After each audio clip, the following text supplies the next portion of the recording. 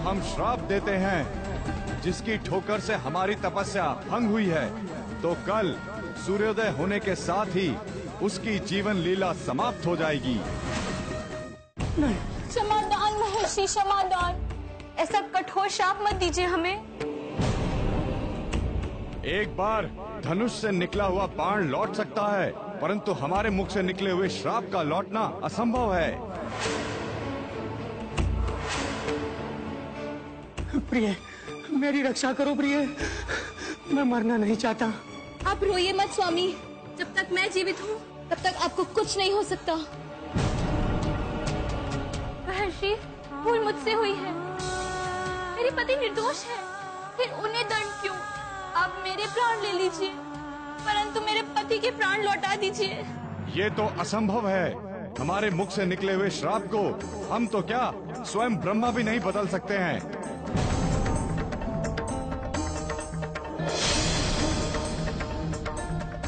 जा, कल सूर्योदय होने के साथ ही तेरे पति के जीवन का अस्त होना सुनिश्चित है।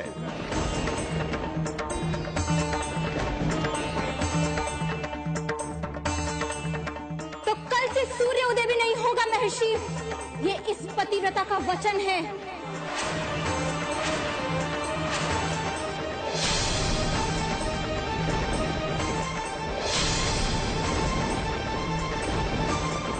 हे सूर्यदेव, यदि मैंने तन, मन, बुद्धि और आत्मा से कभी भी किसी पर पुरुष का चिंतन नहीं किया है, यदि मैंने सदैव पतिव्रता धर्म का पालन किया है, तो मेरे पतिव्रता धर्म के तेज के बल से आप कल नहीं उगेंगे सूर्यदेव। आपसे मेरे पतिव्रता धर्म की सौगंध है।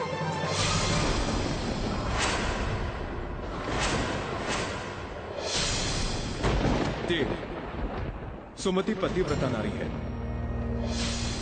और उसकी सौगंध तोड़ने का सामर्थ्य सूर्यदेव में नहीं है। महादेव, यदि सूर्योदय नहीं होगा तो सृष्टि में हाहाकार मच जाएगा, महाप्रलय आएगा।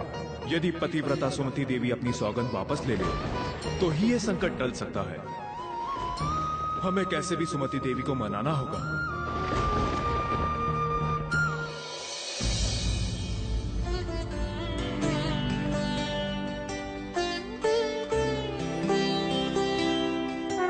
सुमति देवी, हमारा आपसे मिलना अत्यंत आवश्यक है, कृपया बाहर आइए।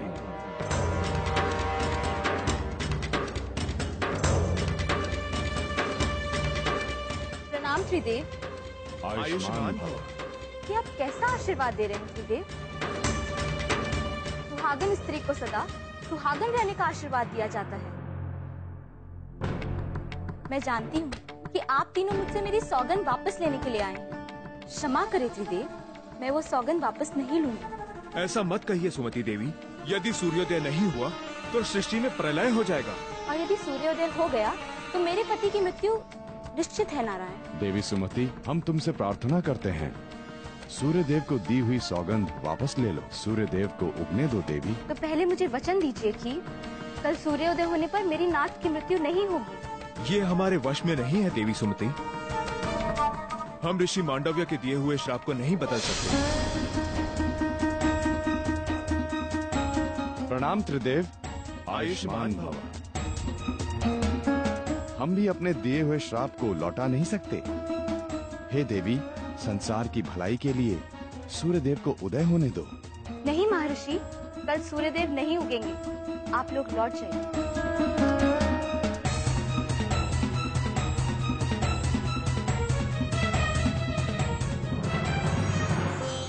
सुमति के संकल्प के आगे ब्रह्मा, विष्णु और महेश विहार गए और फिर वही हुआ जिसका सबको डर था। अगले दिन सूर्योदय ही नहीं हुआ, जग में हाहाकार मचने लगा। पक्षी अपने घोंसले में ही रह गए, किसान खेत में नहीं गए और फूल खिलना बंद हो गए।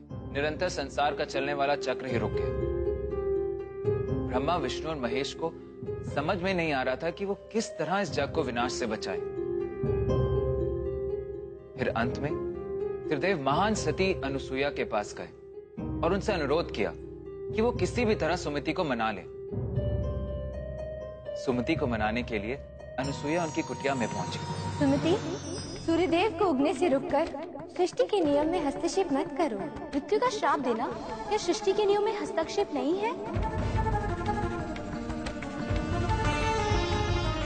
यदि महर्षि मांडव्य सृष्टि के नियमों में हस्तक्षेप कर सकते हैं, तो मैं अपने पति के प्राण बचाने के लिए सृष्टि के नियमों में हस्तक्षेप क्यों नहीं कर सकती? सुमति, यदि शीघ्र ही सूर्योदय नहीं हुआ तो प्रलय आ जाएगा। प्रलय आती है तो आ जाए, परंतु मैं अपने पति की मृत्यु को उनके समीप नहीं आने दूंगी। मैं तुम्हें वचन देती हूँ सुमति, मैं तुम्हारे पति को मरने नहीं दूंगी। तुम्हारी तरह मैं भी पतिव्रता नारी हूँ। जिस तरह तुमने अपने पतिव्रता धर्म के बल पर सूर्योदय को रोक दिया है, उसी तरह मैं अपने पतिव्रता धर्म के बल पर तुम्हारे पति के प्राणों की रक्षा करूंगी। तो आप वचन देती हैं? हाँ, मैं वचन देती हूँ। हे सूर्यदेव, मैं आपको सौगंध से मुक्त करती हूँ। अब आप उठ सकते हैं।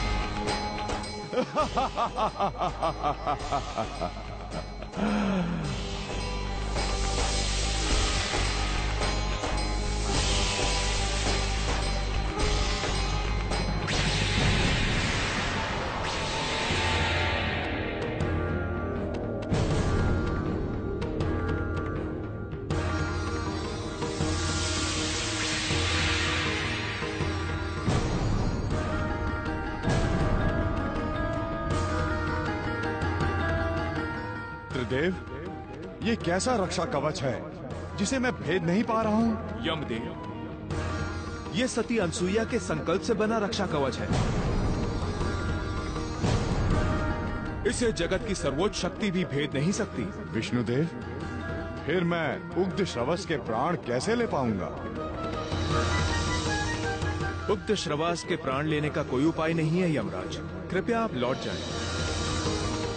किंतु ये तो विधि के विधान में हस्तक्षेप होगा महादेव।